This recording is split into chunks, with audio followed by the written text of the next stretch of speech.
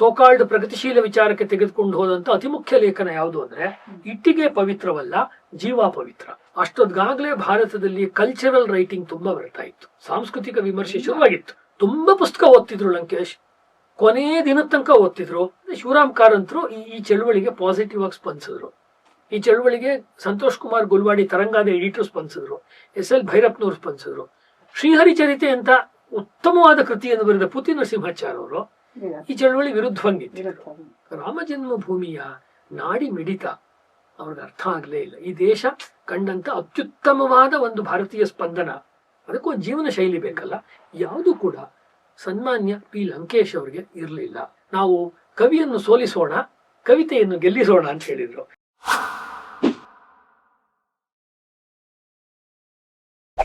ಕನ್ನಡದ ಜನಮಾನಸದ ಮೇಲೆ ಬಹಳ ದೊಡ್ಡ ಪ್ರಭಾವವನ್ನು, ಯಾವುದೇ ರೀತಿಯ ಪ್ರಭಾವ ಇರಲಿ, ಅದನ್ನು ಬೀರ್ದವರು ಪಿ ಲಂಕೇಶ್ ಅವರು.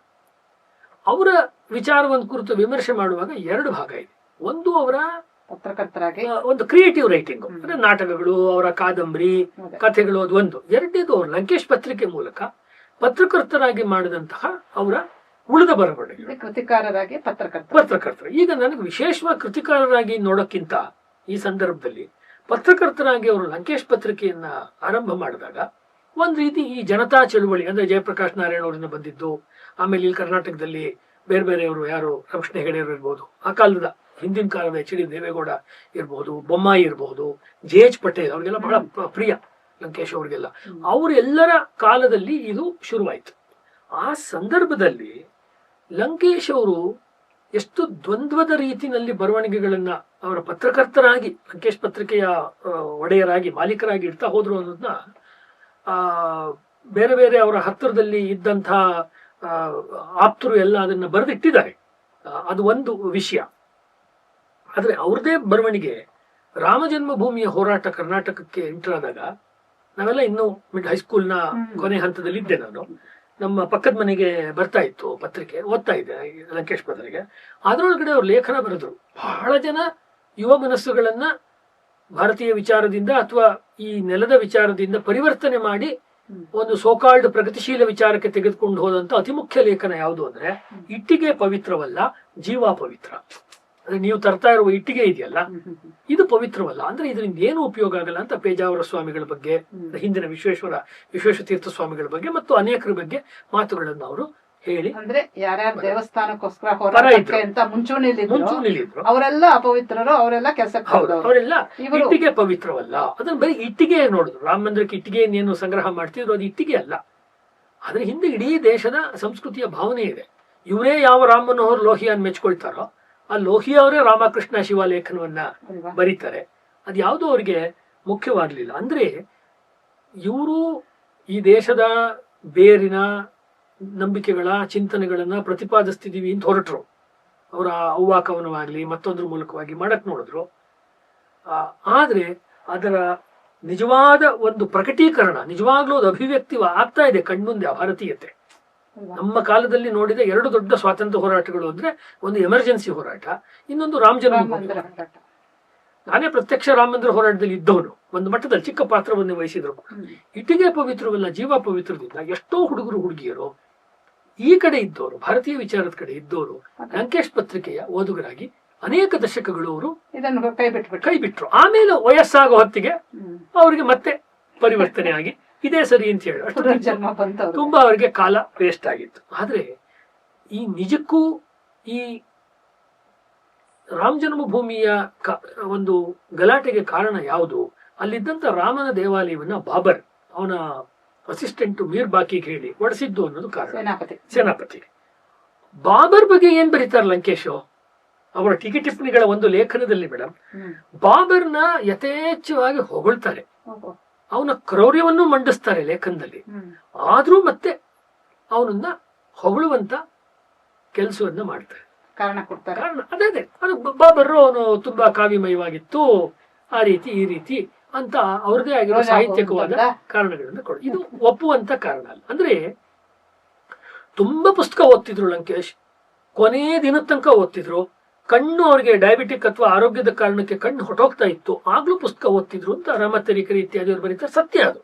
ಅವರ ಟೀಕೆ ಟಿಪ್ಪಣಿ ಓದಿದ್ರೆ ನೂರಾರು ಪುಸ್ತಕಗಳನ್ನು ಅವರು ಓದಿದ್ದು ನಮಗೆ ಗೊತ್ತಾಗುತ್ತೆ. ಭಾರತೀಯ ನೆಲೆಯ ಪುಸ್ತಕಗಳು ಎಷ್ಟಿದೆ ಅದರಲ್ಲಿ. ಸಂಸ್ಕೃತ ಸಾಹಿತ್ಯದ ಪುಸ್ತಕ ಇದೆಯಾ, ಹಳೆಗನ್ನಡ ಇದೆಯಾ, ಅಲ್ಲಮ ಪ್ರಭು ಇದೆಯಾ, ಪುರಂದರದಾಸ ಇದೆಯಾ, ಅಥವಾ ಆ ಕಾಲದಲ್ಲೇ ಬಂದಂತಹ ಅತ್ಯುತ್ತಮವಾದ ಪುಸ್ತಕ ಕನಕದಾಸ. ಯಾವ ರೀತಿಯ ಸಾಹಿತ್ಯವೂ ಇಲ್ಲ. ಅವರಿಗೆ ಇರುವಂತದ್ದು ಯುರೋಪಿನ, ಅಮೆರಿಕದ ಅಥವಾ ರಷ್ಯಾದ ಅಥವಾ ಇನ್ನೊಂದು ಯಾವುದೋ ಫ್ರಾನ್ಸಿನ, ಆ ರೀತಿ ಅವ್ರು ಇಂಗ್ಲಿಷ್ ಮೇಸ್ಟರ್ ಆಗಿದ್ರಿಂದ ಸಹಜವಾಗಿ ಅದನ್ನು ಓದ್ತಿದ್ರೆ ಹೊರತು ಅಷ್ಟೊದ್ಗಾಗ್ಲೇ ಭಾರತದಲ್ಲಿ ಕಲ್ಚರಲ್ ರೈಟಿಂಗ್ ತುಂಬಾ ಬರ್ತಾ ಇತ್ತು, ಸಾಂಸ್ಕೃತಿಕ ವಿಮರ್ಶೆ ಶುರುವಾಗಿತ್ತು. ಅದರ ಯಾವ ನೀವು ಪೀಠಿಕೆ ಎಲ್ಲ ಹೇಳಿದ್ರಲ್ಲ, ತುಂಬಾ ದೊಡ್ಡ ದೊಡ್ಡ ತಲೆಗಳು ನಮ್ಮಲ್ಲಿ, ಮಾಸ್ತಿ ಆಗ್ಲಿ, ಕಾರಂತರ ಆಗ್ಲಿ, ಬೇಂದ್ರೆ ಆಗ್ಲಿ, ಇವರೆಲ್ಲ ಏನು ಒಂದು ದೊಡ್ಡ ಬುನಾದಿನ ಹಾಕ್ಕೊಟ್ರಲ್ಲಪ್ಪ. ಅದೇ ಕಾಲದಲ್ಲೇ ನಮ್ಗೆ ಕೀರ್ತಿನಾಥ್ ಕುರ್ತಕೋಟಿಯವರು ಅವರು ನವ್ಯ ವಿಮರ್ಶೆಯನ್ನು ಬಿಟ್ಟು ಸಾಂಸ್ಕೃತಿಕ ವಿಮರ್ಶೆಯನ್ನು ಬರೆಯಕ್ಕೆ ಶುರು ಮಾಡಿದರು. ಬೇಕಾದಷ್ಟು ಆಳವಾದಂತ ಅಧ್ಯಯನ ಮಾಡಿರುವಂತಹ ಬರವಣಿಗೆಗಳು ಬರ್ತಾ ಇತ್ತು. ಆ ಸುಮಾರಿಗೆನೆ ಡೆಲ್ಲಿನಲ್ಲಿ ವಾಯ್ಸ್ ಆಫ್ ಇಂಡಿಯಾ ಮಾಡಿ, ಇದೇ 89-90 ಸೀತಾರಾಮ್ ಗೋಯಲ್, ರಾಮ್ ಸ್ವರೂಪ್ ಅವರು ವಾಯ್ಸ್ ಆಫ್ ಇಂಡಿಯಾ ಮಾಡ್ತಾ ಇದ್ರು. ಪತ್ರಕರ್ತರಾಗಿ ಇವ್ರಿಗೆ ಇದೆಲ್ಲ ಗೊತ್ತಿರ್ಬೇಕಲ್ಲ, ಇದು ಬೆಂಗಳೂರಿನಲ್ಲಿ ಎಲ್ಲೋ ಒಂದ್ ಮಟ್ಟಕ್ಕೆ ಸಿಗ್ತಾ ಇರ್ಬೇಕಲ್ಲ, ಅಥವಾ ಇನ್ನೂ ಅನೇಕರು ಬೇರೆ ಬೇರೆ ರೀತಿಯ ರೈಟಿಂಗ್ಸ್ ನ ಮಾಡ್ತಾ ಇದ್ರು. ನೀವು ಅಷ್ಟು ಸುಲಭವಾಗಿ ಹೇಳ್ತಿದ್ದೀರಲ್ಲ, ಗೊತ್ತು ಯಾಕಿರ್ಬೇಕು? ಅದೇ ಪತ್ರಿಕೆಯಲ್ಲಿ ಬರೋ ಕೂಡ ಬರ್ತಿರ್ಲಿಲ್ಲ ಇಂಥ ಪುಸ್ತಕ ಬಂದಿದೆ ಅಂತ ಪ್ರಕಟಿಸೋದಂತೂ ಬಿಡಿ, ಅವರೇ ಮಾಡಿದ್ರು ಕೂಡ ಇವರು ಅದನ್ನ ಎಡಗೈಯಲ್ಲಿ ಮುಟ್ತಿರ್ಲಿಲ್ಲ. ಆ ಸಂದರ್ಭದಲ್ಲಿ ಇಸ್ಲಾಂನ ದಾಳಿ ಇತ್ಯಾದಿ ಇಟ್ಕೊಂಡು ಭೈರಪ್ಪನವರ ಸಾರ್ಥ ಕಾದಂಬರಿ ಬಂತು, ಅದ್ರ ಬಗ್ಗೆನೂ ಅವ್ರು ಟೀಕೆ ಮಾಡಿದ್ರು. ಅವರ ಭಿತ್ತಿ ಪುಸ್ತಕ ಬಂತು, ಆತ್ಮಕಥೆ, ಅದನ್ನು ಟೀಕೆ ಮಾಡಿದ್ರು. ಅಂದ್ರೆ ಯಾವುದು ಒಂದು ಮಟ್ಟಿಗಾದ್ರೂ ಭಾರತೀಯತೆಯ ಕಡೆ ವಾಲ್ಕೊಂಡಿದೆಯೋ ಆ ರೀತಿ ಯಾವುದೇ ವಿಚಾರ ಬಂದ್ರೆ ಅದನ್ನ ತೆಗೆದುಹಾಕೋ ಸಂದರ್ಭವನ್ನು ಮಾಡಿದ್ರು. ಕೊನೆಗೆ ಈ ರಾಮ ಜನ್ಮಭೂಮಿ ಮತ್ತು ಲಂಕೇಶ್ ಮತ್ತು ಶಿವರಾಮ್ ಕಾರಂತರ ಬಗ್ಗೆ ಒಂದು ಪಾಯಿಂಟ್ ಹೇಳಬೇಕು ನಮ್ಮ ವೀಕ್ಷಕರಿಗೆ, ಇಂಟ್ರೆಸ್ಟಿಂಗ್. ಶಿವರಾಮ್ ಕಾರಂತರ ಹತ್ರ ಈ ವಿಶ್ವ ಹಿಂದೂ ಪರಿಷತ್ತು ಅಥವಾ RSS ನ ಕಾರ್ಯಕರ್ತರು ರಾಮ ಜನ್ಮಭೂಮಿಗೋಸ್ಕರ ಸಹಿ ಸಂಗ್ರಹ ಮಾಡ್ತಾ ಇದ್ರು, ನಿಮ್ಗೆ ನೆನಪೇ ಇರುತ್ತೆ. ಆ ಸಮಯದಲ್ಲಿ ಒಂದು ಇದಿತ್ತು, ಅದಕ್ಕೊಂದು ಲೆಟರ್ ಇತ್ತು, ಸೈನ್ ಮಾಡ್ಕೊಡ್ಬೇಕು. ಶಿವರಾಮ್ ಕಾರಂತರು ಹೋದಾಗ ಶಿವರಾಮ್ ಕಾರಂತರು ಸೈನ್ ಮಾಡಿ ಆಮೇಲೆ ಮಸೀದಿಯನ್ನು ಎಷ್ಟೋ ದೂರಕ್ಕೆ ಸ್ಥಳಾಂತರಿಸಬಹುದು ಅಂತ ಹೇಳಿದ್ರು. ಅದ್ರಲ್ಲಿತ್ತು, ಅದನ್ನ ಹೊಡೆದಾಕ್ಬಿಟ್ಟು ಆ ವಿಷಯ ನಿಮಗ್ ಬೇಡ, ರಾಮ ಮಂದಿರ ಕಟ್ಟೋದು ಮಾತ್ರ ನಿಮ್ ವಿಷಯ ಅಂತ ಹೇಳಿ ಶಿವರಾಮ್ ಕಾರಂತರು ಸೈನ್ ಮಾಡಿದ್ರು. ಜೆರಾಕ್ಸ್ ಮಿಷಿನ್ ತುಂಬಾ ಕಾಸ್ಟ್ಲಿ ಆಗಿದ್ದ ಕಾಲದಲ್ಲಿ ನಮ್ಗೆಲ್ಲ ಅದನ್ನೆಲ್ಲ ನಮ್ಮೂರುಗಳಲ್ಲಿ ಹಂಚಿ ನೋಡಿ, ಕಾರಂತರೇ ನಮ್ ಜೊತೆ ಇದಾರೆ ಇವತ್ತು ಅಂದ್ರೆ ಶಿವರಾಮ್ ಕಾರಂತರು ಈ ಚಳುವಳಿಗೆ ಪಾಸಿಟಿವ್ ಆಗಿ ಸ್ಪಂದಿಸಿದ್ರು. ಈ ಚಳುವಳಿಗೆ ಸಂತೋಷ್ ಕುಮಾರ್ ಗುಲ್ವಾಡಿ ತರಂಗಾದ ಎಡಿಟರ್ ಸ್ಪಂದಿಸಿದ್ರು, SL ಭೈರಪ್ಪನವರು ಸ್ಪಂದಿಸಿದ್ರು. ಶ್ರೀಹರಿಚರಿತೆ ಅಂತ ಉತ್ತಮವಾದ ಕೃತಿಯನ್ನು ಬರೆದ ಪುತಿ ನರಸಿಂಹಾಚಾರ್ಯ ಅವರು ಈ ಚಳುವಳಿ ವಿರುದ್ಧವಾಗಿ ನಿಂತಿದ್ರು. ಈ ರಾಮ ಜನ್ಮಭೂಮಿ ಚಳುವಳಿಗೆ ವಿರುದ್ಧವಾಗಿ ನಿಂತ್ಕೊಂಡ್ರು. ಅವರು ಇದೇ JK ಗೋವಿಂದರಾವ್ ಅವರು, ಮಗದೊಬ್ರು ಅವರು ಅನಂತಮೂರ್ತಿಯವರು ಅವರ ಒಂದು ವಿರೋಧದ ನೆಲೆನಲ್ಲಿ ನಿಂತ್ಕೊಂಡಿದ್ದು ವಿರೋಧ ಮಾಡಿದ್ರು. ಯಾಕೆ ಈ ಪಾಯಿಂಟ್ ಹೇಳಿದೆ ಅಂದ್ರೆ, ಮುಂದೆ 2000ನೇ ಇಸ್ವಿ ಬಂತು. ಆಗ ಲಂಕೇಶ್ ಪತ್ರಿಕೆ ಕಳೆದ ಒಂದು ಶತಮಾನದ ಅವಲೋಕನ, ಕನ್ನಡ ಸಾಹಿತ್ಯ ಅಥವಾ ಸಂಸ್ಕೃತಿ ಅವಲೋಕನ ಮಾಡಿ ಕನ್ನಡದ ಅತಿ ಶ್ರೇಷ್ಠ ಕವಿ ಅಥವಾ ಲೇಖಕ ಅಥವಾ ಮನಸ್ಸು, ಅವರೊಂದು ಮನಸ್ಸು ಒಂದು ಪದ ಬಿಡಿಸ್ತಾರಲ್ಲ, ಮನಸ್ಸು ಯಾವುದು ಅಂತ ಹೇಳಿ ಅದು ಕುವೆಂಪು ಅವರ, ಅದು ಕಾರಂತರ. ನನ್ನ ಪ್ರಕಾರ ಎರಡುವೆ. ಬಟ್ ಲಂಕೇಶ್ ಅವ್ರಿಗೆ ಯಾವ್ದಾದ್ರು ಒಂದು ಆಯ್ಕೆ ಮಾಡ್ಬೇಕಾಗಿತ್ತು. ಅವರು ಕಾರಂತರ ಪಕ್ಕಕ್ಕಿಟ್ಟು ಕುವೆಂಪು ಅವ್ರನ್ನ ತೆಗೆದುಕೊಂಡ್ರು. ಆ ಕಾಲದಲ್ಲಿ ಕುವೆಂಪು ಅವ್ರ ಆರೋಗ್ಯ ಏನಾದ್ರು ಸರಿ ಇದ್ದು ಕುವೆಂಪು ಅವ್ರ ಹತ್ರನೂ ಸೈನ್ ಮಾಡಿ ಅಂತ ತಗೊಂಡು ಹೋಗಿದ್ರೆ, ರಾಮಾಯಣ ದರ್ಶನವನ್ನೇ ಬರೆದು ಕೊಟ್ಟಂತ ಕವಿ ರಾಮ ಮಂದಿರ ದೇವಸ್ಥಾನಕ್ಕೆ ಸೈನ್ ಹಾಕ್ತಿರ್ಲಿಲ್ಲ ಅಂತ ಲಂಕೇಶ್ ಅವ್ರಿಗೆ ಹೆಂಗ್ ಗೊತ್ತು ಅಂತ ನಾನು ಕೇಳ್ತೀನಿ. ನನಗೆ ಇವತ್ತು ಯಾರು ಲಂಕೇಶ್ ಅಭಿಮಾನಿಗಳಿದ್ದಾರೆ, ಲಂಕೇಶ್ ಕೇಳೋಕೆ ಅವ್ರು ಇವತ್ತು ಬದುಕಿಲ್ಲ. ಅಂದ್ರೆ ನಾನು ಕೃತಿಕಾರ ಲಂಕೇಶ್ ಬಗ್ಗೆ ಹೇಳ್ತಿಲ್ಲ, ಪತ್ರಕರ್ತ ಲಂಕೇಶ್ ಬಗ್ಗೆ ಮಾತ್ರ ಸದ್ಯಕ್ಕೆ ಹೇಳ್ತಾ ಇದ್ದೀನಿ, ಯಾಕೆ ನಮ್ಮ ಚರ್ಚೆ ಅದು. ಒಟ್ನಲ್ಲಿ ರಾಮ ಜನ್ಮಭೂಮಿಯ ನಾಡಿ ಮಿಡಿತ ಅವ್ರಿಗೆ ಅರ್ಥ ಆಗ್ಲೇ ಇಲ್ಲ. ಈ ದೇಶ ಕಂಡಂತ ಅತ್ಯುತ್ತಮವಾದ ಒಂದು ಭಾರತೀಯ ಸ್ಪಂದನ. ಎಲ್ಲರೂ ಕೂಡ ಯಾರನ್ನ ನಾವು ಇವತ್ತು ಸೋಕಾಳು ಬೇರೆ ಬೇರೆ ಜನಸಮುದಾಯಗಳು, ವರ್ಗಗಳು ಅಂತೀವಿ, ಅವರೆಲ್ಲ ಮೇಲೆದ್ದು ಬಂದು ನಿಂತು ಆ ಹೋರಾಟವನ್ನ ಮಾಡಿದ್ರು, ತ್ಯಾಗ ಬಲಿದಾನಗಳನ್ನ ಮಾಡಿದ್ರು. ಅದಕ್ಕೆ ಇವತ್ತು ನಮಗೆ ರಾಮಲಲ್ಲಾ ಅನ್ನೋ ದೇವಸ್ಥಾನ ಕಾಣಿಸ್ತಾ ಇದೆ. ಅದರಲ್ಲಿ ಕರ್ನಾಟಕದ ಅನೇಕರು ಬಲಿಯಾದ್ರು, ಆಹುತಿಯಾದ್ರು, ಜೈಲುಗಳಿಗೆ ಹೋದ್ರು. ಅದು ಯಾವುದೋ ಅವ್ರಿಗೆ ಹ್ಯೂಮನ್ ಸ್ಟೋರಿ ಅಂತ ಅನ್ನಿಸ್ಲೇ ಇಲ್ಲ. ಅದೇ ಸಂದರ್ಭದಲ್ಲಿ ಸ್ವದೇಶಿ ವಿಚಾರ ಇಷ್ಟು ಬರೋ ಸಂದರ್ಭದಲ್ಲಿ ವಿದೇಶದಿಂದ ಬಂದಂತಹ ಸೋನಿಯಾ ಗಾಂಧಿಯವರು, ಅಷ್ಟೊತ್ತಿಗಾಗ್ಲೇ ರಾಜೀವ್ ಗಾಂಧಿಯವರ ಒಂದು ಬಾಂಬ್ ಸ್ಫೋಟದಲ್ಲಿ ಅವರು ಹೋಗಿದ್ರು ಪಾಪ ಇದರಲ್ಲಿ ಶ್ರೀಪೆರಂಬದೂರಿನಲ್ಲಿ.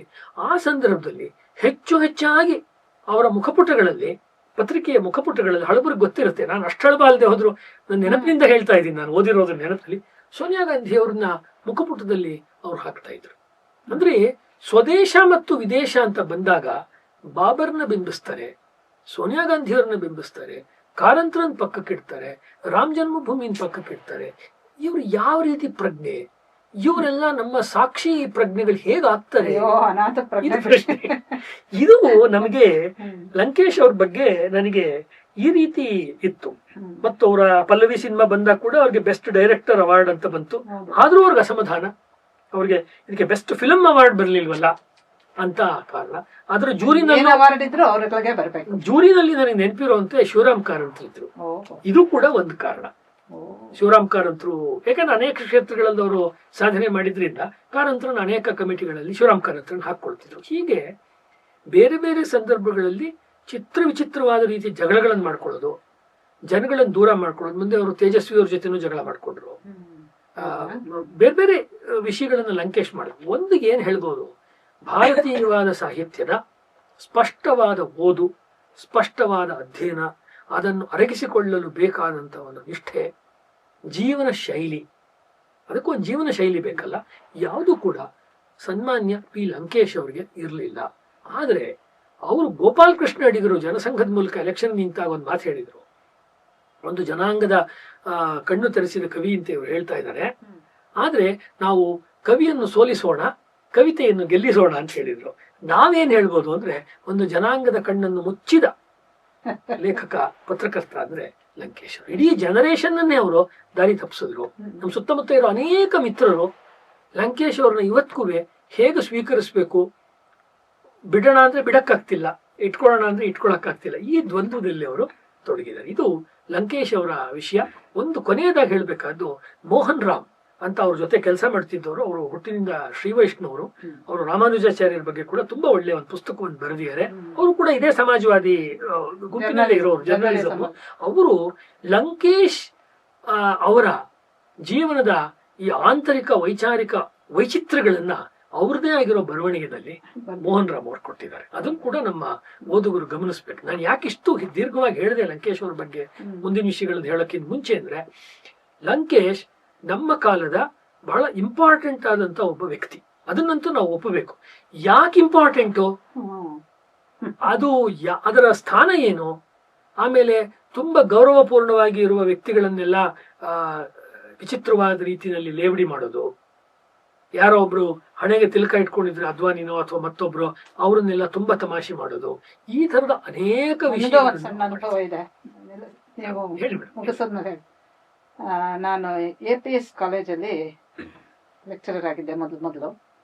ಅಲ್ಲಿ ಇವಾಗ ಕಣ್ಣನ್ ಮಾಮ ಇದ್ದಾರಲ್ಲ, ಇವರು ಪುಂಡಲಿಕ ಹಾಲಂಬಿ, ಇವರೆಲ್ಲ ವಿದ್ಯಾರ್ಥಿಗಳಾಗಿದ್ರು. ನಾನು ಈವ್ನಿಂಗ್ ಕಾಲೇಜ್ನ ಹೇಳ್ತಾ ಇರೋದು, ಸಂಜೆ ಕಾಲೇಜಿನ ನನಗೆ ಕೆಲಸ ಸಿಕ್ಕಿತ್ತು. ಅಲ್ಲಿ ಕನ್ನಡ ಸಂಘ ಮಾಡಬೇಕು, ಬೇರೆ ಬೇರೆ ಏನೇನೋ ಕಾರ್ಯಕ್ರಮಗಳು ಮಾಡ್ತಾರೆ, ಕನ್ನಡ ಸಂಘ ಮಾಡಬೇಕು ಅಂತ. ಅದಕ್ಕೆ ಪದ್ಮನಾಭನ್ ಅವರೆಲ್ಲ ಇದ್ರು. ಇಲ್ಲಿ ಇರೋದೇ 3 ಗಂಟೆ, ತುಂಬ ಪ್ರೋಗ್ರಾಮ್ಗಳು ಮಾಡೋಕ್ಕಾಗಲ್ಲ, ಏನೋ ಬೇಡ ಅಂತ ಒಂದು ಮಾತು ಹೇಳಿಬಿಟ್ರು. ಆಮೇಲೆ ಅದ್ರ ಜೊತೆಗೆ ಅಲ್ಲಿ ವಿಜಯ ಕಾಲೇಜಲ್ಲಿ ಬೇರೆ ಹಾಗೆ ಅಲ್ಲಿ ರಾಜಗೋಪಾಲಾಚಾರ್ಯ ಇದ್ರು. ಇವರೆಲ್ಲ ಏನು ಮಾಡಿಬಿಟ್ಟಿದ್ದಾರೆ, ಈ ಕಣ್ಣನ್ ಮಾಮ ಇವರೆಲ್ಲ, ಇವಾಗ ಕಣ್ಣನ್ ಮಾಮ, ಅವಾಗ ಕಣ್ಣನು ವಿದ್ಯಾರ್ಥಿ, ಇವರೆಲ್ಲ ಹೋಗಿ ಅದೇ ಇದ್ರಲ್ಲಿ ಅಧ್ವರ್ಯರು ಲಂಕೇಶ್ ಅವರು ಕೊಟ್ಬಿಟ್ಟಿದ್ದಾರೆ. ಈಗ ಕನ್ನಡ ಸಂಘ ಮಾಡೋದಕ್ಕೆ ಬಿಡ್ತಾ ಇಲ್ಲ ಅಂತ. ಅವರು ನೆಕ್ಸ್ಟ್ ಪೇಪರಲ್ಲಿ ಅವರ ನೆಕ್ಸ್ಟ್ ಇಶ್ಯೂನಲ್ಲಿ ಬಂದಿತ್ತು, ಈ ಪ್ರಿನ್ಸಿಪಾಲ್ ಒಬ್ಬ ಕತ್ತೆ. ನಾನು ಯಾತಕ್ಕೆ ಅದನ್ನ ಜ್ಞಾಪಕ ಇಟ್ಕೊಂಡಿದ್ದೀನಿ ಅಂದ್ರೆ, ನಿಮ್ ಹಾಗೆ ಅದೆಲ್ಲ ನನಗೆ ಜ್ಞಾಪಕ ಇಲ್ಲ, ಇದು ಜ್ಞಾಪಕ ಇದೆ. ಯಾಕೆಂದ್ರೆ ಅದುವರೆಗೂ ನಾನು ಈ ತರ ಸಾರ್ವಜನಿಕವಾಗಿ ಒಂದು ಪತ್ರಿಕೆಯಲ್ಲಿ ಒಬ್ಬ ಕಾಲೇಜ್ ಪ್ರಿನ್ಸಿಪಾಲ್ನ ಈ ರೀತಿ ಬೈಯೋದು, ಬೀದಿಲಿ ಮಕ್ಕಳು ಬೈದಾಡ್ದಂಗೆ, ಹೆಂಗಸರು ಬೈದಾಡ್ದಂಗೆ ಮಾಡಿದ್ ನಾನು ಕೇಳಿರ್ಲಿಲ್ಲ. ಸೊ ಯಾವುದಕ್ಕೂ ಏನು ಲಿಮಿಟ್ ಇಲ್ಲ, ಎಲ್ಲಿ ಬೇಕಾದ್ರೂ ಮಿತಿ ಅನ್ನೋದು ಬೇಕಾಗಿಲ್ಲ ಅನ್ನೋದನ್ನ ತೋರಿಸ್ಕೊಟ್ಟವ್ರು ಅವರು. ಅದು ನನಗೆ ಚೆನ್ನಾಗಿ ಜ್ಞಾಪಕ ಇದೆ. ಅಂದ್ರೆ ಏನ್ ಬೇಕಾದ್ರೂ ಬೈಬಹುದು ಅವ್ರು, ಯಾರನ್ನ ಬೇಕಾದ್ರೂ. ಅಷ್ಟರ ಮಟ್ಟಿಗೆ ಅಮಿತವಾದಂತಹ ರೀತಿಯಲ್ಲಿ ಬೈಗಳನ್ನ ಪ್ರಯೋಗಿಸ್ತಾ ಇದ್ರು ಅವರ ಪತ್ರಿಕೆಯಲ್ಲಿ. ಅದಕ್ಕೆ ನಂಗೆ ಜ್ಞಾಪಕ ಇದೆ. ನಾನು ಅದನ್ನೆಲ್ಲ ನೋಡಿದ್ಮೇಲೆ, ಓಹೋ ಇವರೆಲ್ಲ ಸಾಧಾರಣರಲ್ಲಪ್ಪ, ಅಸಾಧಾರಣ ವ್ಯಕ್ತಿಗಳು ಅಂತ ಸ್ವಲ್ಪ ದೂರದಲ್ಲೇ ಇದ್ರು. ಅವ್ರು ಏನೇ ಬರೀಲಿ, ಎಷ್ಟೇ ಚೆನ್ನಾಗಿ ಬರೀಲಿ, ಆದ್ರೆ ನಮಗೆ ಸ್ವಲ್ಪ ದೂರ ಆಯ್ತು. ಹೌದು, ಇದೇ ತರ ನಾವು ನೋಡ್ಬೋದಾದ ಈ ಕ್ಯಾಟಗರಿಗೆ ಬರುವ ಇನ್ನೊಬ್ಬ ಈ ಬಂಡಾಯ ಚಳುವಳಿಯ ಮುಖ್ಯ ಸಾಹಿತಿ, ನಾಟಕಕಾರ, ಕವಿ ಅಂತ ಹೇಳಿದ್ರೆ, ಸಂಕ್ರಮಣ ಪತ್ರಿಕೆಯನ್ನು ಬಹಳ ದೀರ್ಘಕಾಲ ನಡೆಸಿದಂತಹ ಪಾಟೀಲ್ ಅವರು ವಿದೇಶಕ್ಕೆ ಹೋಗಿ ಇಂಗ್ಲಿಷ್ ಸಾಹಿತ್ಯದಲ್ಲಿ PhD ಮಾಡ್ಕೊಂಡ್ ಬಂದ್ರು. ಇಂಗ್ಲಿಷ್ನಲ್ಲಿ ಅವ್ರು ಚೆನ್ನಾಗಿ ಅಧ್ಯಯನವನ್ನು ಮಾಡಿದ್ರು. ಅದೇ ದಾರಿಯಲ್ಲಿ ಮುಂದುವರೆದಿದ್ರೆ ಅವರು ಗೋಕಾಕ್ರಂತೆ, ಚಂಪಾ ಇದ್ದಿದ್ರು ಒಪ್ತಿರ್ಲಿಲ್ಲ. ಗೋಕಾಕ್ ಹೆಸರು ಹೇಳಿದ್ರೆ ಒಂದು ತಮಾಷೆ ಮಾಡೋರು, ಅದು ನಮ್ಗೆ ಗೊತ್ತಿದೆ. ಆದ್ರೆ ಗೋಕಾಕ್ ಬಹಳ ದೊಡ್ಡ ಸ್ಕಾಲರ್, ಬೇಕಾದಷ್ಟು ಕಾಂಟ್ರಿಬ್ಯೂಷನ್. ಶ್ರೀನಿವಾಸನ್ ದೊಡ್ಡ ಸ್ಕಾಲರ್ಸ್, ಆ ರೀತಿ ಹೋಗ್ಬೋದಾಗಿತ್ತು ಅವರು. ಆದ್ರೆ ಅವ್ರು ಇಡೀ ತಮ್ಮ ಶಕ್ತಿಯನ್ನ ವ್ಯಂಗ್ಯಕ್ಕೋಸ್ಕರ ಮೀಸಲಿಟ್ರು. ಎಲ್ಲವನ್ನೂ ವ್ಯಂಗ್ಯ ಮಾಡುವುದು. ಆ ವ್ಯಂಗ್ಯವೆಂದ್ರೆ ತುಂಬಾ ಗಂಭೀರವಾದ ವ್ಯಂಗ್ಯ ಅಲ್ಲ. ಇದಕ್ಕೆ ವ್ಯಂಗ್ಯ ಅನ್ನೋ ಪದ ನಾನು ಕನ್ನಡದ ಸಂದರ್ಭದ ವ್ಯಂಗ್ಯ, ನಮ್ಮ ಸಂಸ್ಕೃತದ ವ್ಯಂಗ್ಯ ಅಲ್ಲ, ಕನ್ನಡದ ವ್ಯಂಗ್ಯವನ್ನು ಹೇಳ್ತಾ ಇದ್ದೀನಿ.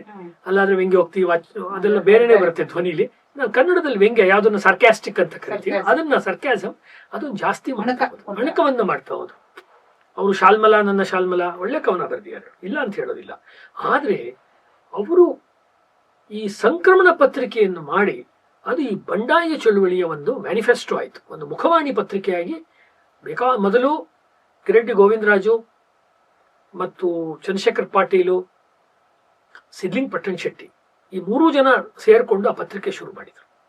ಹರೀಶ್, ಇದೊಂದು ಹೇಳ್ಬಿಡಿ, ಆವಾಗ ಈ ರೀತಿ ಬಂಡಾಯ ಇದೆಲ್ಲ ಮಿಕ್ಸ್ಅಪ್ ಮಾಡ್ಕೊಂಡು ಎಡವಟ್ ಮಾಡ್ಕೊಂಡವ್ರಲ್ಲಿ ಸುಮಾರು ಜನ ಇಂಗ್ಲಿಷ್ ಮೇಸ್ಟರ್ಗಳಿದ್ರಲ್ಲ. ತುಂಬಾ ಜನ ಇಂಗ್ಲಿಷ್ ಮೇಸ್ಟರ್. ಅದೊಂದು ಈಗ ಇಂಗ್ಲಿಷ್ ಮೇಸ್ಟರ್ಗಳದ್ದೇ ಒಂದು ಪಟ್ಟಿ ಇದೆ. ಲಂಕೇಶ್, ಅನಂತಮೂರ್ತಿ, ಚಂಪಾ, ಆಮೇಲೆ ಜಿ.ಕೆ. ಗೋವಿಂದರಾವ್, ಗಿರೀಶ್ ಕಾರ್ನಾಡು, ಅನೇಕರು ಇಂಗ್ಲಿಷ್. ಏನಕ್ಕೆ ಅಂದ್ರೆ ಕನ್ನಡ ಓದೋರ್ಗೆ ಪ್ರಾಯ ಆ ಕಾಲದಲ್ಲಿ ಒಂದು ಕೀಳರಿಮೆ ಇದ್ದಿರಬಹುದು. ಕನ್ನಡ ಓದ್ಕೊಂಡ್ ಬಂದವ್ರಿಗೆ ಎಲ್ಲ ಒಂದು ಗ್ರಾಮೀಣ ಹಿನ್ನೆಲೆಯಿಂದ ಬರೋರು, ಸ್ಯಾಲ್ರಿನೂ ಕಮ್ಮಿ ಇತ್ತು.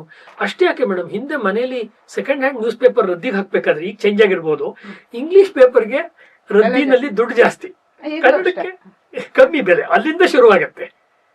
ಇಲ್ಲಿ ಇದನ್ನ ಇಟ್ಕೊಂಡು ಈ ಎಲ್ಲ ಇಂಗ್ಲಿಷ್ನ ಹಿನ್ನೆಲೆ, ಇಂಗ್ಲಿಷ್ ಸಾಹಿತ್ಯದ ಹಿನ್ನೆಲೆಯಿಂದ ಬಂದಂತ ಚಂಪಾ ಅವರು ಕನ್ನಡದಲ್ಲಿ ಯಾವ ಆಳವಾದ ಸಾಹಿತ್ಯದ ಅಧ್ಯಯನವನ್ನು ಮಾಡಿರಲಿಲ್ಲ. ಅವರು ಜೈನ ಸಾಹಿತ್ಯ ಓದಿದ್ರ, ಚಂದ್ರಶೇಖರ್ ಪಾಟೀಲ್ರು ಓದಿರ್ಲಿಲ್ಲ. ವಚನ ಸಾಹಿತ್ಯ ಚೆನ್ನಾಗಿ ಓದ್ಕೊಂಡಿದ್ರ, ಬಸವಣ್ಣನವ್ರ ಕೆಲವು ವಚನಗಳನ್ನು ಓದಿರ್ಬೋದು. ಸಹಜವಾಗಿ ಅವ್ರಿಗಿದ್ದ ಸಾಂಸ್ಕೃತಿಕ ಪರಿಸರ ಧಾರವಾಡ ಓದಿರ್ಬೋದು. ಅಥವಾ ಅಲ್ಲೂ ಮತ್ತೆ ಅವ್ರು ಹುಡುಕಿದ್ದು ಲೆನಿನ್ನು ಮತ್ತು ಈ ಸಂಘರ್ಷ ಅದನ್ನೇ. ದಾಸ ಸಾಹಿತ್ಯ ಓದಿದ್ರ, ಪುರಂದರ ಕನಕದಾಸರು ಯಾವ್ದನ್ನೂ ಓದಿರ್ಲಿಲ್ಲ. ನವೋದಯ ಸಾಹಿತ್ಯವನ್ನು ಚೆನ್ನಾಗಿ ಓದಿರ್ಲಿಲ್ಲ. ಅವ್ರಿಗೆ ಬೇಂದ್ರೆಯವ್ರ ಬಗ್ಗೆ ಆಗ್ಲಿ, ಶಂಕರಮುಖ ಶಿಪ್ಪಣೇಕರ್ ಬಗ್ಗೆ, ಎಲ್ಲರ ಬಗ್ಗೆ ಇದ್ದಿದ್ದೇನೆಂದ್ರೆ ಇವರು ವೈದಿಕ ಹಿನ್ನೆಲೆಯಿಂದ ಬಂದಿದ್ರಿಂದ ಎಲ್ಲೆಲ್ಲಿ ಸಿಕ್ಕೊತ್ತೋ ಇವ್ರನ್ನ ಕುಚೋದ್ಯ ಮಾಡಬೇಕು. ರೈಲ್ವೆ ಕ್ರಾಸಿಂಗ್ ಬಳಿ ಅಂತಲೇ ಒಂದು ಲೇಖನ ಬೇಂದ್ರೆಯವ್ರ ಬಗ್ಗೆ ಅವ್ರು ಬರೀತಾರೆ. ಮತ್ತು ಇನ್ನೂ ಬೇರೆ ಸಾಹಿತಿಗಳು ಹೋದಾಗ, ಎಲ್ಲಿ ನೀನು ಕಾಲೇಜಿನ ಬಾಗಿಲಲ್ಲಿ ಶರ್ಟ್ ತೆಗೆದು ಅಥವಾ ಬನೀನ್ ತೆಗೆದು ನೀನು ಜನಿವಾರ ತೋರಿಸು ಅಂತ ಹೇಳಿರುವ ಉದಾಹರಣೆಯಿಂದ ಧಾರವಾಡದಲ್ಲಿದ್ದಂಥ ಎಷ್ಟೊಂದು ಜನ ಸಾತ್ವಿಕ ಮನೋಭಾವದ, ಸಂಘರ್ಷಕ್ಕೆ ದನಿ ಕೊಡಕ್ಕೆ ಆಗದೆ ಇರೋರು ಬೇರೆ ಊರಿಗೆ ಉದ್ಯೋಗಕ್ಕೋಸ್ಕರ ಹೋಗಿರೋ ಉದಾಹರಣೆಗಳು ಕೂಡ ನಮ್ಗೆ ದಾಖಲಾಗಿದೆ. ಇದು ಏನ್ ತೋರಿಸುತ್ತೆ ಅಂದ್ರೆ, ಅವ್ರು ಕೆಟ್ಟವರು ಅಂತ ನಾನು ಹೇಳ್ತಿಲ್ಲ. ಚಂಪಾ ಅವ್ರ ಬಗ್ಗೆ ನಾನು ಕೆಟ್ಟವರು ಅಂತ ವೈಯಕ್ತಿಕವಾಗಿ ಹೇಳ್ತಿಲ್ಲ. ವ್ಯಂಗ್ಯ ಲೇವಡಿ ಎನ್ನುವುದು ಯಾವ ಮಟ್ಟಕ್ಕೆ ಹೋಗ್ಬಹುದು, ಎದುರುಗಡೆ ಅವ್ರಿಗೆ ತಡ್ಕೊಳಕ್ಕೆ ಆಗಲ್ಲ. ಅದನ್ನ ಅವ್ರು ಜಾಗನೇ ಖಾಲಿ ಮಾಡಿಬಿಡ್ತಾರೆ. ಇದು ಎಲ್ಲಿ ತನಕ ಬಂತು ಅಂದ್ರೆ, ಇಡೀ ಅವರ ಪತ್ರಿಕೆನಲ್ಲಿ ಯಾವ ಯಾವ ಸಾಹಿತ್ಯದ ಗಟ್ಟಿಯಾದ ಮೌಲ್ಯಗಳಿದೆ ಅದೆಲ್ಲವನ್ನೂ ಗಾಳಿಗೆ ತೂರೋದು. ಹೊಕ್ಕೊಳ್ಳಿ, ಆ ಗಾಳಿಗೆ ತೂರಿದ ಜಾಗದಲ್ಲಿ ಗಂಭೀರವಾದ ಏನಾದ್ರು ಸ್ಥಾಪಿಸ್ತಾರ?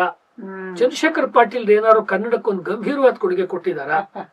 ಅವ್ರದ್ದು ಯಾವ್ದೋ ಒಂದು ನಾಟಕ ಇರ್ಬೋದು, ಕೊಡೆಗಳು ಇರ್ಬೋದು, ಅಥವಾ ಅವ್ರದ್ದೊಂದು ಇವಾಗ ಕವನ ಹೇಳೋದಲ್ಲ ಶಾಲ್ಮಲ ಇರ್ಬೋದು, ಅಷ್ಟೇ. ಒಂದ್ 2-3 ಬಿಟ್ರೆ ಮಿಕ್ಕಂತೆ ಯಾವುದೂ ಇಲ್ಲ. ನನ್ನದೇ ಒಂದು ಅನುಭವ ಹೇಳೋದಾದ್ರೆ, ಈ ಧಾರವಾಡದ ಸಂಭ್ರಮ ಮನೋಹರ ಗ್ರಂಥಮಾಲದವ್ರು ಮಾಡುವ, ಸರ್ಕಾರವೇ ಅದಕ್ಕೆ ಧನ ಸಹಾಯ ಮಾಡ್ತಿತ್ತು. ಅದ್ರದ್ದೊಂದು ಕಾರ್ಯಕ್ರಮದಲ್ಲಿ ಆಗ ಇದ್ದಿದ್ರಲ್ಲಿ ಭಾರತೀಯತೆಯ ಪರ ಬರೀತಿದ್ದವರು ದೇವದತ್ ಪಟ್ನಾಯಕ್. ಆಮೇಲೆ ಅವ್ರು ಬದಲಾದ್ರು. 2-3 ಪುಸ್ತಕ ಆದ್ಮೇಲೆ, ವೆಂಡಿ ಡಾನಿಗರ್ ಪ್ರಕರಣ ಆದ್ಮೇಲೆ ಅವರು ಹೆಚ್ಚು ವಾಮಪಂಥೀಯರ ಕಡೆಗೆ ಅವರು ಹರಡ್ಕೊಂಡ್ರು.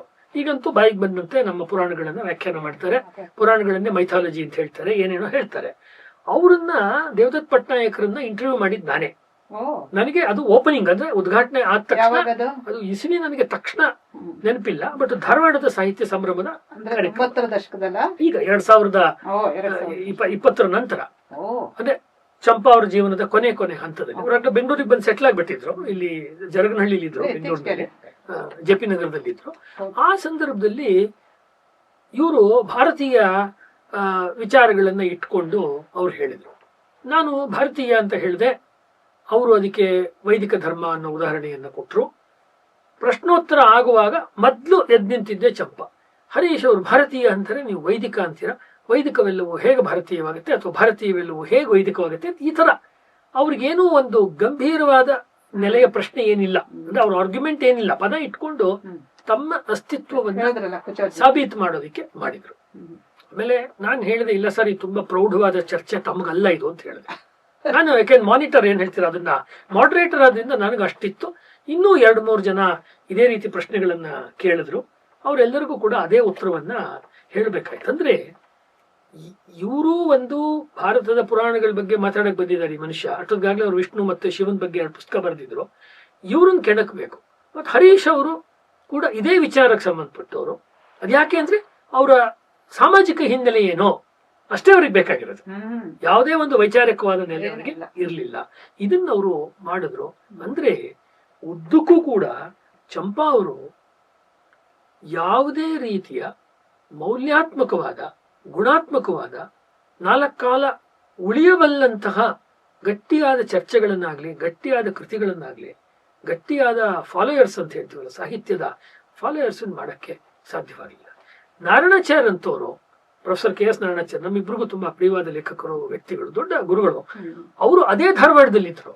ಅವರನ್ನ ಇವ್ರು ಎದುರಾಕೊಳ್ಳಕ್ಕಾಗ್ಲಿಲ್ಲ. ಅಂದ್ರೆ ಚಂಪಾ ಅವರು ಬೇಂದ್ರೆ ಅಥವಾ ಶಂಕರಮುಖಾಶಿ ಪುಣೇಕರ್ನ ಕೆಣಕದಂತೆ ಪ್ರೊಫೆಸರ್ ನಾರಾಯಣಾಚಾರ್ಯ ಬೆಂಕಿ ತುಂಬಾ ಗಟ್ಟಿಯಾದ ಒಂದು ವೈದಿಕ, ಮತ್ತು ಅವರು ಇಂಗ್ಲಿಷ್ ಪ್ರೊಫೆಸರ್. ಇವರು ಅಪವಾದ.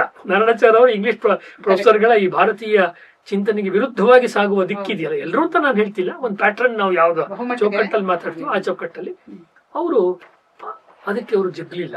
ಅಂದ್ರೆ ಈಗ 50 ವರ್ಷ ಇವ್ರ ಪತ್ರಿಕೆ ನಡೆಸೋದ್ರಲ್ಲ, ಸಂಕ್ರಮಣ ಏನ್ ಸಂಕ್ರಮಣ ಆಯ್ತು, ಏನು ಸಂಕ್ರಾಂತಿ ಆಯ್ತು ಅಂತ ಹೇಳಿದ್ರೆ, ಸಮಾಜದಲ್ಲಿ ಒಂದು ಕನ್ಫ್ಯೂಷನ್ ಕ್ರಿಯೇಟ್ ಮಾಡೋದು, ಇರುವುದನ್ನೆಲ್ಲ ಪ್ರಶ್ನೆ ಮಾಡೋದು, ಮತ್ತದು ಅಧ್ಯಯನ ಪೂರ್ಣವಾದ ಚರ್ಚೆನೂ ಅಲ್ಲ, ಗೌರವಕ್ಕೆ ಸಮಾನ ಗೌರವವನ್ನು ಇಟ್ಕೊಂಡು ಮಾಡುವಂತಹ ಚರ್ಚೆನೂ ಅಲ್ಲ, ಎಲ್ಲರನ್ನೂ ಕಾಲೆಳೆಯುವ, ಕುಚೋದ್ಯ ಮಾಡುವ ರೀತಿಯ ಬರವಣಿಗೆಗಳನ್ನ ಅವ್ರು ವೇದಗಳ ಮೇಲೆ ಮಾಡಿಸಿದ್ದಾರೆ, ಅಶ್ವಮೇಧದ ಬಗ್ಗೆ ಮಾಡಿಸಿದ್ದಾರೆ, ಯಾವ ಸಬ್ಜೆಕ್ಟ್ ಮೇಲೆ ಮಾಡಿಸಿಲ್ಲ ಅಂತಿಲ್ಲ. ಸಂಕ್ರಮಣ ಇವತ್ತು ಅದನ್ನು ತೆಗೆದು ನೋಡಿದ್ರೆ ಅದು ಎಷ್ಟು ದೊಡ್ಡ ಟ್ರ್ಯಾಶ್ ಕಸವನ್ನ ಕನ್ನಡ ಸಾಹಿತ್ಯದಲ್ಲಿ ಕ್ರಿಯೇಟ್ ಮಾಡಿದೆ.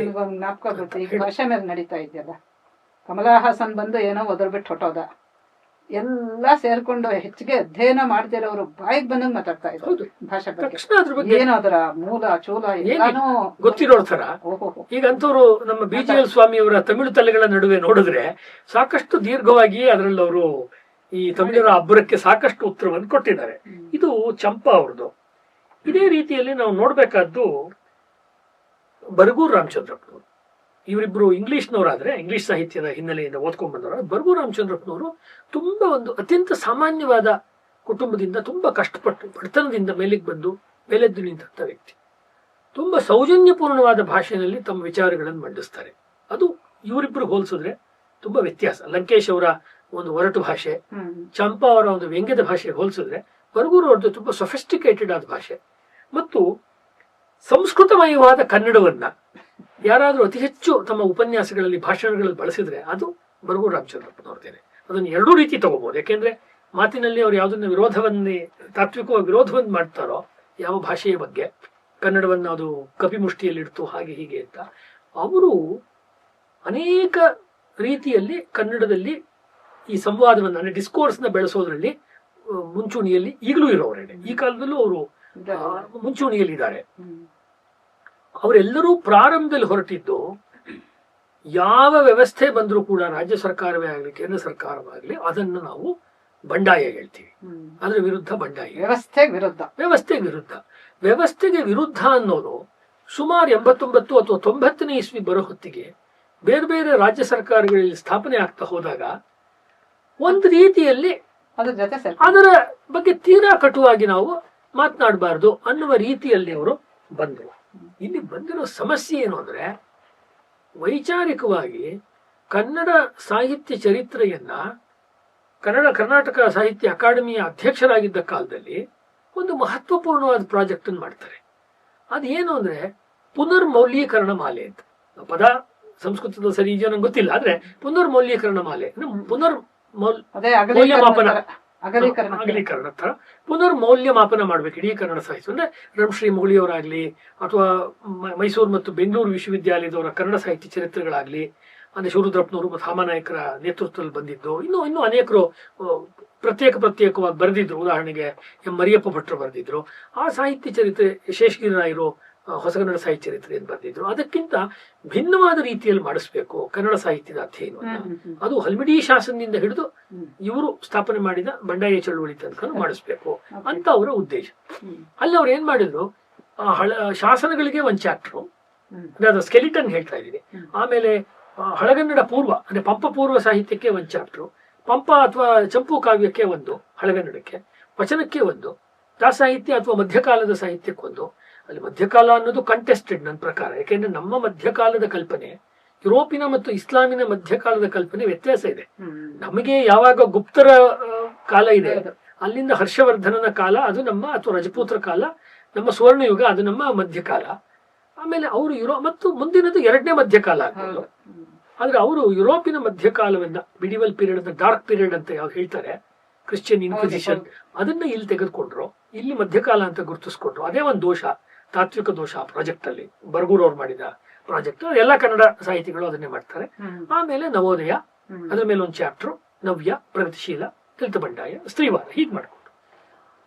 ಇದು ಅದರ ವಿಭಾಗ. ಆದ್ರೆ ಅದಕ್ಕೆ ತಲೆ ಶೀರ್ಷಿಕೆ ಬೇಕಲ್ಲ. ಶೀರ್ಷಿಕೆ ಕಂಟ್ರೋಲಿಂಗ್ ಮಾಸ್ಟರ್ ಹೆಡ್ಡಿಂಗ್ಸ್ ಏನಪ್ಪಾ ಅಂದ್ರೆ, ಕನ್ನಡ ಸಾಹಿತ್ಯದಲ್ಲಿ ಪ್ರಭುತ್ವ, ಕನ್ನಡ ಸಾಹಿತ್ಯದಲ್ಲಿ ಹಿಂಸೆ, ಕನ್ನಡ ಸಾಹಿತ್ಯದಲ್ಲಿ ಪ್ರತಿರೋಧ, ಕನ್ನಡ ಸಾಹಿತ್ಯದ ಅಸ್ಪೃಶ್ಯತೆಯ ಕಲ್ಪನೆ, ಎಲ್ಲವೂ ಕೂಡ ನೆಗೆಟ್ ಮಾಡುವಂತ ರೀತಿಯ ವಿಚಾರಗಳನ್ನೇ ಇಟ್ಕೊಂಡು ಅನೇಕ ಜನ ಮುಂದೆ ವಿಮರ್ಶಕರು, ಕವಿಗಳು ಅನ್ಸ್ಕೊಂಡವರು ಅದಕ್ಕೆ ತಮ್ಮ ಲೇಖನಗಳನ್ನ ಅಂದ್ರೆ ನೀವ್ ಹೇಳ್ತಾ ಇರೋದ್ ಕೇಳಿದ್ರೆ ಒಂದ್ ಐಡಿಯಾಲಜಿನ್ ಕೊಟ್ಬಿಟ್ಟು ಇದಕ್ ಹೊಂದಿಸಿ ಬರೀರಿ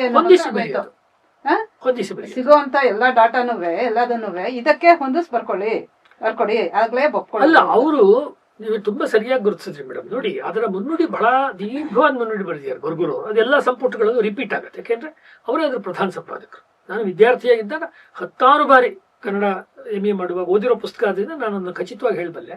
ಅದರ ಮುನ್ನುಡಿನಲ್ಲಿ ಅವರು ಲೆನಿನ್ನ ಮಾತುಗಳನ್ನು ಕೋಟ್ ಮಾಡ್ತಾರೆ. ವಾಪಸ್ಸು ಕನ್ನಡ ಸಾಹಿತ್ಯಕ್ಕೂ ಲೆನಿನ್ಗೂ ಏನ್ ಸಂಬಂಧ? ಯಾಕೆಂದ್ರೆ ಕಮ್ಯುನಿಸ್ಟ್ ಪಾರ್ಟಿ ಜೊತೆಗೆ ಬರ್ಗೂರು ರಾಮಚಂದ್ರಪ್ಪನವ್ರಿಗೆ ಸಂಪರ್ಕ ಇದೆ. ಅವರೇ ಒಪ್ಕೊಳ್ತಾರೆ ಅದನ್ನ. ಅವರು ಇವತ್ತಿನ ಫೇಸ್ಬುಕ್ ನ ಆಜ್ಕಿ ತಾರೀಖ್ ಅಂತೀವಲ್ಲ, ಕೇರಳದಿಂದ ಬರುವಂತ ಬೇಬಿ ಅಂತ ಕಾಣುತ್ತೆ ಅನ್ನುವಂತ ಒಬ್ಬ ಕಮ್ಯುನಿಸ್ಟ್ ಮುಖಂಡರು ಅವ್ರನ್ನ ಬಂದು ಭೇಟಿ ಮಾಡ್ತಾರೆ. ಯಾರನ್ನವ್ರು ಭೇಟಿ ಮಾಡಬಾರ್ದು ಅಂತ ನಾವು ಹೇಳ್ತಿಲ್ಲ. ಆದ್ರೆ ಕನ್ನಡ ಸಾಹಿತ್ಯದಲ್ಲಿ ಅಂದ್ರೆ ಲೆನಿನ್ಗೆ ಕನ್ನಡ ಸಾಹಿತ್ಯ ಗೊತ್ತಿಲ್ಲ, ಮತ್ತೆ ಅವನನ್ನ ಇಟ್ಕೊಂಡು ನಾವಿಲ್ಲಿ ನೋಡೋದೇನು? ಮತ್ ಲೆನಿನ್ ಯಾವ ದೊಡ್ಡ ಸಾಹಿತಿ? ಅವನೇನ್ ಕಥೆ ಬರದ್ನ, ಕಾದಂಬರಿ ಬರದ್ನ, ನಾಟಕ ಬರದ್ನ, ಏನ್ ಮಾಡ್ದ? ಅವನೊಬ್ಬ ರೂಲರ್. ಇವ್ರ ಮೇಲೆ ಪ್ರಭಾವ ಬೀರಿದ ಲೆನಿನ್ ಬರವಣಿಗೆಗಳನ್ನ ಮತ್ತು ಮಹಾಕವಿನೂ ಇಲ್ಲ, ಮಹಾಕಾವ್ಯವೂ ಇಲ್ಲ, ಉಳಿದವರ ಬರವಣಿಗೆಗಳನ್ನ ಇಲ್ಲಿ ಕೋಟ್ ಮಾಡ್ತಾರೆ. ಆಗ್ಲೇ ನೀವು ಹೇಳಿದಂತೆ ಐಡಿಯಾಲಜಿ ಇಟ್ಕೊಂಡು ಹೋಗೋವಾಗ್ಲೂ ನನ್ನ ಸಬ್ಮಿಷನ್ ಏನಂದ್ರೆ, ನನ್ನ ಪ್ರತಿಪಾದನೆ ಭಾರತೀಯ ಮೂಲದ್ದೇ ಇಟ್ಕೋಬಹುದಿತ್ತಲ್ಲ. ಜೈನ ದೃಷ್ಟಿಯಿಂದನೇ ಇಡೀ ಕನ್ನಡ ಸಾಹಿತ್ಯ ನೋಡ್ಬೋದಿತ್ತಲ್ಲ, ಬೌದ್ಧ ದೃಷ್ಟಿಯಿಂದನೇ ನೋಡ್ಬೋದಿತ್ತಲ್ಲ, ಜಾನಪದ ದೃಷ್ಟಿಯಿಂದ ನೋಡ್ಬೋದಿತ್ತಲ್ಲ, ಅಥವಾ ಬೇರೆ ಭಾಷೆಯವರು ಅವರ ಸಾಹಿತ್ಯ ಹೇಗೆ ನೋಡ್ತಿದ್ದಾರೆ, ಹಿಂದಿಯವರು, ತಮಿಳ್ನವರು, ನಾವು ನಮ್ದನ್ನ ಇನ್ನೆಷ್ಟು ಭಿನ್ನವಾಗಿ ನೋಡ್ಬೋದು ಅಂತ ಕಲಿಬೋದಿತ್ತಲ್ಲ. ಪರಸ್ಪರ ಕೊಡು ಕೊಳೆ ಅಂತ ಇವ್ರು ಏನ್ ಹೇಳ್ತಾರೆ, ಅದು ಯಾವುದು ಮಾಡ್ಲಿಲ್ಲ. ಇದರಿಂದ ಏನಾಯ್ತು, ಒಂದು ಕನ್ನಡ ಸಾಹಿತ್ಯವನ್ನ, ಮೊನ್ನೆ ಕೂಡ ನಾನು ದಾವಣಗೆರೆಯಲ್ಲಿ ನಡೆದ ಅಖಿಲ ಭಾರತೀಯ ಸಾಹಿತ್ಯ ಸಮ್ಮೇಳನದಲ್ಲಿ ಅದನ್ನೇ ಹೇಳಿದ್ದು. ಬಾನು ಮುಷ್ತಾಕ್ ಅವರು ದತ್ತಪೀಠದ ಸಂದರ್ಭದಲ್ಲಿ ಬಾಬಾ ಬುಡನ್ಗಿರಿ ಪರ ನಿಂತಿದ್ರಿಂದ ನನಗೆ ಅವ್ರಿಗೆ ಎಷ್ಟು ದೊಡ್ಡ ಪ್ರಶಸ್ತಿ ಬಂದ್ರು ಅಭಿನಂದಿಸಬೇಕು ಅಂತ ಅನ್ನಿಸ್ಲಿಲ್ಲ ಅಂತ ಹೇಳುವಾಗ ನಾನು ಹೇಳಿದ ಪಾಯಿಂಟ್ ಇದೇನೆ. ಪ್ರಶಸ್ತಿಗಳ ಹಿನ್ನೆಲೆನೇ ಅದೇ ಬೇರೆ, ಯಾರ್ಯಾರಿಗೆ ಬರುತ್ತೆ, ಯಾಕೆ ಬರುತ್ತೆ ಅನ್ನೋದು ಗೊತ್ತಿದೆ. ಮತ್ತೆ ಅವರೆಲ್ಲರೂ ಈ ದಲಿತ ಬಂಡಾಯ ಚಳವಳಿ ಹಿಂದ್ಲೆ ಬಂದವರು ಅವರೆಲ್ಲ. ಅವರು ಕೂಡ ನಾನು ಹೇಳಕ್ ಬಂದಿದ್ದ ಪಾಯಿಂಟ್ ಅಂದ್ರೆ, sociology, political science, history, economics, ಅಥವಾ ಇನ್ನೊಂದು ಯಾವ್ದೋ ಸೈಕಾಲಜಿ, ಅದು ಅಥವಾ ಮ್ಯಾನೇಜ್ಮೆಂಟು, ಈ ಹಿನ್ನೆಲೆಯಿಂದ ಸಾಹಿತ್ಯವನ್ನು ನೋಡಬೇಡಿ. ಸಾಹಿತ್ಯವನ್ನು ಅಧ್ಯಯನ ಮಾಡ್ಕೊಂಬರಕ್ಕೆ ರಸಾಧ್ವನಿ, ಅಲಂಕಾರ, ಅಥವಾ ಬೇರೆ ಯಾವ್ದೋ ಕರ್ನಾಟಕದಲ್ಲಿ ಇನ್ನೊಂದಿರ್ಬೋದು, ಬೆದಂಡೆ, ಚತ್ತಾಣ ಅಂತ ಇರ್ಬೋದು, ಮಾರ್ಗ ಅಥವಾ ದೇಸಿ ಅಂತ ಇರ್ಬೋದು, ಆ ನೆಲೆಗಳಲ್ಲಿ ನೋಡಿ ಅಂತ ಸ್ಪಷ್ಟವಾಗಿ ಬೇಂದ್ರೆ ಅಂತ ಮಹಾ ಸಾಹಿತಿಗಳು, ಕುವೆಂಪು ಅಂತ ಸಾಹಿತಿಗಳೆಲ್ಲ ದಾರಿಯನ್ನು ಹಾಕಿ ಕೊಟ್ಟಿದ್ದಾರೆ ಅವರ ಗದ್ಯ ಪದ್ಯ ನಾಟಕ ಇತ್ಯಾದಿ ಸಾಹಿತ್ಯಗಳಲ್ಲಿ. ಅದೇ ನಮಗೆ ಕನ್ನಡಮಯ ಅಲ್ಲ ಅಂದ್ರೆ ಇನ್ಯಾವ ಮಾಡೆಲ್ ಇವರಿಗೆ ಕನ್ನಡಮಯವಾಗುತ್ತೆ? ಆ ಸಂದರ್ಭದಲ್ಲಿ ಇವರು ಹುಟ್ಟಾಕಿದಂತಹ ಬರ್ಗೂರು ರಾಮಚಂದ್ರಪ್ಪನವರು ಅದನ್ನೇ ಮಾಡ್ತಾರೆ, ಅವ್ರಿಗಿಂತ ಮುಂಚೆ ಶಿವರುದ್ರಪ್ಪನವರು ಅದನ್ನೇ ಮಾಡ್ತಾರೆ. ಅದೇನು ಅಂದ್ರೆ ಕನ್ನಡ ವರ್ಸಸ್ ಕನ್ನಡ ಮತ್ತು ಸಂಸ್ಕೃತ, ಕನ್ನಡ ವರ್ಸಸ್ ಕನ್ನಡಕ್ಕೂ ಸಂಸ್ಕೃತಕ್ಕೂ ಪರಸ್ಪರ ಕನ್ನಡ ವರ್ಸಸ್ ಕನ್ನಡಕ್ಕೆ ಸಂಸ್ಕೃತ ವಿರುದ್ಧ. ವಾಸ್ತವವಾಗಿ ನೋಡ್ಬೇಕಾದ್ರೆ ಹಲ್ಮಿಡಿ ಶಾಸನದ ಸಮಯದಲ್ಲಿ ನಮ್ಮನ್ನ ಕಂಟ್ರೋಲ್ ಮಾಡ್ತಿದ್ದು ಪ್ರಾಕೃತ. ನಾವು ಡೇಟಾ ವೈಸ್ ಹೋದ್ರು ಕೂಡ, ಯಾಕೆಂದ್ರೆ ಇಲ್ಲಿ ಹೆಚ್ಚು ಪ್ರಬಲವಾಗಿದ್ದು ಪ್ರಾಕೃತ ಭಾಷೆ. ನಾನೇ ಜೈನಶಾಸ್ತ್ರ ಪ್ರಾಕೃತ ಡಿಪಾರ್ಟ್ಮೆಂಟ್ ಅಲ್ಲೇ PhD ಮಾಡಿದ್ರು 4 ವರ್ಷ ಬೆಂಗಳೂರು ಮೈಸೂರು ಯೂನಿವರ್ಸಿಟಿನಲ್ಲಿ.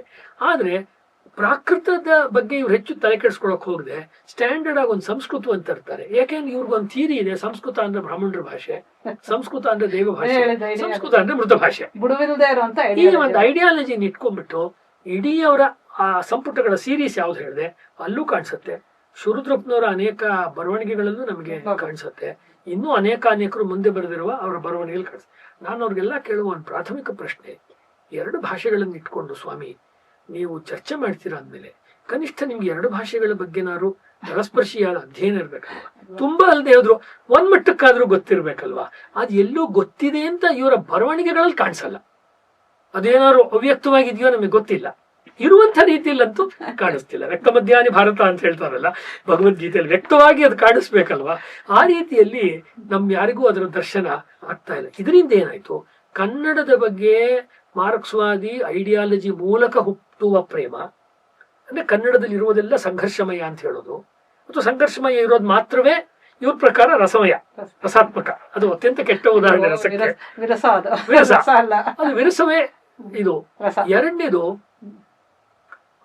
ಇದನ್ನ ಚಂದ್ರಶೇಖರ್ ಪಾಟೀಲ್ ಹೇಳ್ತಾರೆ, ರಸವೇ ಮರಣ ಅಂತ ಹೇಳ್ಬಿಟ್ಟು ವಿರಸವೇ ಜನನ ಅನ್ನೋ ರೀತಿಯಲ್ಲೇ ಆ ಪದ್ಯವನ್ನು ಅವರು ಬೇಂದ್ರೆಯವರ ಪದ್ಯವನ್ನೇ ಪೂರ್ತಿ ಡಿಸ್ಟಾರ್ಟ್ ಮಾಡಿ ಕೊಟ್ಟಿರೋದು ಇವರ ಮ್ಯಾನಿಫೆಸ್ಟೋನೆ, ಈ ಬಂಡಾಯ ಚಳುವಳಿಯವರ ಮ್ಯಾನಿಫೆಸ್ಟೋನೇ ಆಗಿದೆ. ಸಂಘರ್ಷ, ಎಲ್ಲಿ ಬೇಕಾದ್ರೂ ಸಂಘರ್ಷ. ಇದನ್ನ ಮಾಡಿದ್ರು. ಇದನ್ನೆಲ್ಲ ಮಾಡಿ ಸಂಸ್ಕೃತ ಮತ್ತು ಕನ್ನಡವನ್ನ ವಿರುದ್ಧ ದಿಕ್ಕಿನಲ್ಲಿ ಈ ಬಂಡಾಯ ಚಳುವಳಿಯವರು ತೆಗೆದುಕೊಂಡವರು. ಇನ್ನೊಂದು, ಇದೆಲ್ಲವೂ ಏನೋ ಒಂದು ಸಾಹಿತ್ಯಿಕವಾದ ಐಡಿಯಾಲಜಿಕಲ್ ಆದ ವಿಚಾರ ಅಂತ ನಾವು ನೋಡಿದ್ರೆ, ರಾಷ್ಟ್ರದ ರಕ್ಷಣೆಯ ದೃಷ್ಟಿಯಿಂದನೇ ಅಥವಾ ಭದ್ರತಾ ದೃಷ್ಟಿಯಿಂದನೇ ತುಂಬಾ ಥ್ರೆಟನಿಂಗ್ ಒಂದು ಪಾಯಿಂಟ್ ಏನಪ್ಪಾ ಅಂದ್ರೆ,